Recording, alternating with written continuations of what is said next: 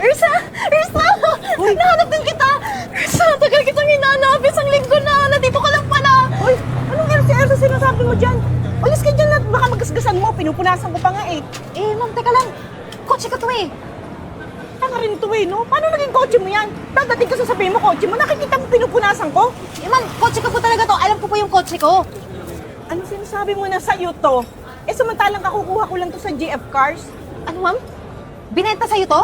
Oo, naglabas ako ng kalahating milyon dyan at babayaran ko monthly ng 21K. O ano? Ano problema mo? Eh, ma'am, hindi po. Ma'am, maniwala po kayo sa akin. Akin talaga tong kotse na to. Hindi nga lang ito yung plate number. Pinalitan yung GF Cars na sinasabi mo. Hindi pala yan ang plate number eh. Eh, yan ang plate number ko talaga. Alam mo, hindi yan ang plate number mo, kaya hindi talaga yan ang kotse mo. Umalis ka na dyan. Ma'am, Ano ba? Ma'am, akin nga po to. Pinaparenta car ko to. Eh, pinuntahan ko dun sa agency na kung saan ko to iniwan. Eh, kaso hindi na binalik sa akin. Kaya isang linggo ako naghahanap, tapos nandito lang pala. Kung nawawala sa sakyan mo at hindi mo na makita, wag akong abalahin mo dito. Ha? Kinuha ko to sa GF Cars, ha? At sinabi nila sa akin na low price, no lies. Oh, sino nagsisinungaling sila? Ikaw, umalis ka na dyan. Sinasayang mo ang araw ko talaga. Alam niyo, kung ayaw maniwala sa akin, hawak ko po ngayon ng ORCR ng kotseng to. Eh, natural, akin to. Natural, may hawak din ako niyang sinasabi mong OR na yan. Ma'am, tingnan nyo ha. Yan po talaga yan. Oh, legit po to. Galing to sa pinagbilhan ko talaga. Oh, yan. Meron din ako niyan. Ako, wag kang utsusera, ha? Sinisira mo araw ko. Oh, gusto mo isampal ko to sa pagmumukha mo? Oh, ayan. Ang laki-laki ng inilabas kong pera dito sa sasakyan to. Eh ma'am, peke po to oh. Tignan mo. Wala nga yan ni notaryo eh. Tignan nyo. Peke yan. Ito po yung original. Dala-dala ko to lagi kasi kapag nakita ko yung sasakyan ko, irereklamo ko agad dun sa police station. Oh, ikumpara nyo po. Tigil-tigilan mo ko, ha? Ang ayos-ayos ng araw ko, pinupunasan ko yung sasakyan ko, yung bagong sasakyan ko, pagkatapos dadating ka, aangkinin mo. Ano mo, umalis ka na. Teka lang ma'am ha. Hindi lang ito yung dala ko eh. Yung susi ko rin. Oh, ngayon, bukas yung kotse mo, di ba? Oo. Ilalak ko yan ngayon gamit itong susing to. Oh. Sige, try mo. Kung nakasara. O, di ba? Bubuksan ko ulit. Ano? Hindi ka pa rin naniniwala sa akin? O sige, pumunta tayo ngayon sa malapit na police station. Doon tayo mag-areglo. Nako, ako wag mong ine-etchos, ano? Siguro modus ka. Siguro kasama ka sa mga nagkakarnap na sasakyan, kaya may mga duplicate kang ganyan, ano? Ma'am, hindi po ako ganun. Tara na po para wala na tayong maraming usapan dito. Sa police station na lang tayo pumunta. O, sige, tara. Alam mo, babae ka, inabala mo ako eh. May meeting ako ngayon eh. Imbis na nasa meeting na ako, narito tuloy tayo sa... Ma'am, kasi ito yung importante. Eh, kotse ko to. Ang laki din pera na ginastos ko dito, no? Teka nga muna, ano bang problema niyo at nagkakagulo kayo dito? Eh, ma'am, inaangkin niyo yung kotse ko eh. Hindi niya po yung kotse. Kotse ko po yun talaga. Eh, nakuha niya po dun sa supplier na sinasabi niya. Eh, pinaparentahan ko po kasi yung kotse ko. Hindi ko alam bakit hindi nila mabalik. Kaya nakita ko po kanina. Eh, sabi niya, ginastuhan niya ng 500K yun. Saan niyo po ba nabili yung kotse? Sa GF Cars po, ma'am. Pagkatapos eh, nagbigay na po ako dyan ng 500,000, ma'am. Eh, paano naman po yun? Usapan na nga po namin, nakapirma na rin ako ng kontrata, magbabayad ako 21K monthly. Ito po may mga papeles, ma'am. Eh, ma'am, ito po yung akin. O, tingnan nyo. Ikumpara nyo kung sino yung nagsasabi sa amin na ito. Pati po ito, yan yung susi ng sasakyan ko. Oh, ma'am, sa GF Cars baka mo. Opo. Ay, matagal na pong under surveillance yung GF Cars. And lahat ng binibenta yung sasakyan ay mga palyado. Kung hindi palyado, galing karnap. Mga china-chap-chap, tapos binubuo na lang ulit. Eh, actually, matagal na po namin pinipitikan yan at konti na lang, matitimbog na rin kung sino po yung pinuno ng auto shop na yan. Nakapaglabas ka na kamo ng 500,000. Oo. Opo. Ano po? naman yung perang inilagay ko doon, ma'am? Pasensya na po. Lagi po kasi sinasabihan kayo dapat maging alerto. Hindi yung agad-agad naglalabas ng pera malaki. Lalo na yung mga ganyan dito pagkakatiwalaan. Walang bangkong less hassle nga pag nagbibenta. Walang bangko, hindi kailangan ng bank, di ba? Tama? Cash lang lagi. Kasi nga po, hindi sila legit. Peke. Lahat galing sa nakaw ang mga pinagbibenta nila. Kaya sa inyo po to, no? Tama? Yes Sa inyo po. yung kotse. O, kay mamang kotse. Paano po yan? Kayo ang lugi dito. Eh, ma'am, kailan po ba pwedeng makuha yung kotse ko ulit? Ano po pangalan niyo ulit, ma'am? Gina po. Miss Gina. Sa totoo po yan, talo po kayo sa ganito. Kay ma'am po talaga yung kotse. Wala po wala pong nakapangalan talaga sa inyo. Pero, nasa inyo po kung paano pag-uusap ninyong dalawa. Kailangan ko po ng, actually may naisip po akong idea. At kailangan ko po ng credible witness. At kayo po yun, makikooperate lang po kayo para po magawa natin ang paraan kung sasakyan nyo. Pupuntahan po natin yung GF Cars.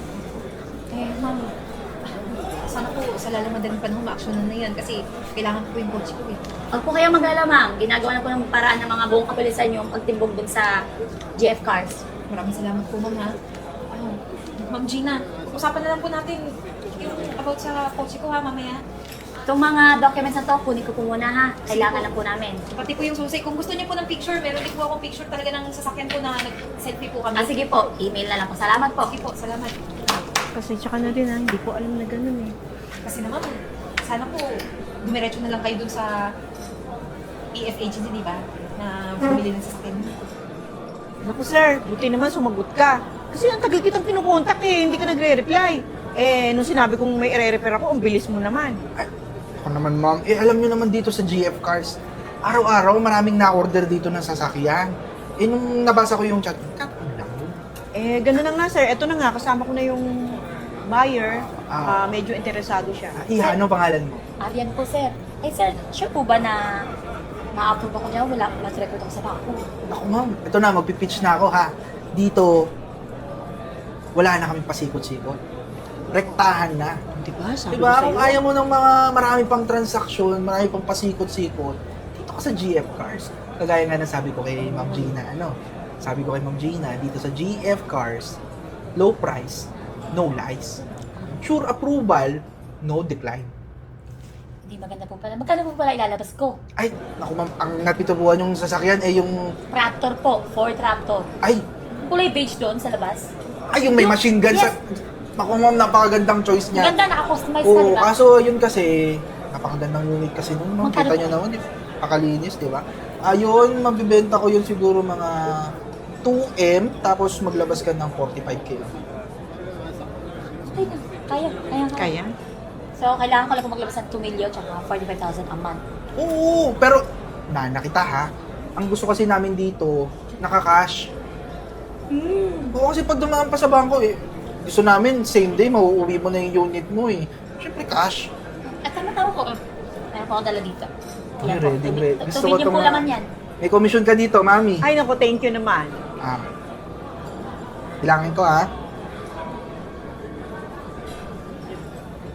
Ayos. Kompleto yan sir. Ayan. Ready, ma'am. Nakikomisyon mo dito. Okay. Okay, so 1 million to. Okay. Ayun, ma'am. Ibig sabihin, mauuwi na niya ngayon. Ay, oo, ma'am. Uuwi mo na ngayong araw. May bayad na eh. Tapos, pipirma ka na lang. Oo, pipirma ka na lang ng agreement.